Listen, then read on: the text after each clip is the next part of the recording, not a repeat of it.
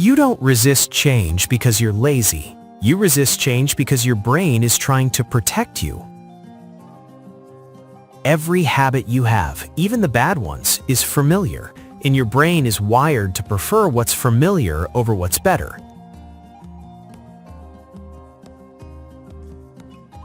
Change feels like danger, not logically, but neurologically. Your brain's job isn't growth, it's survival. So when you try to change your routine, your mindset, or your identity, your brain sounds an alarm. It pulls you back to what feels safe, scrolling, procrastinating, staying the same. That's why motivation fades so fast. You're fighting biology with willpower. Real change doesn't start with forcing yourself harder. It starts with making change feel safe. Small moves, repeated signals, proof that nothing bad happens when you step forward.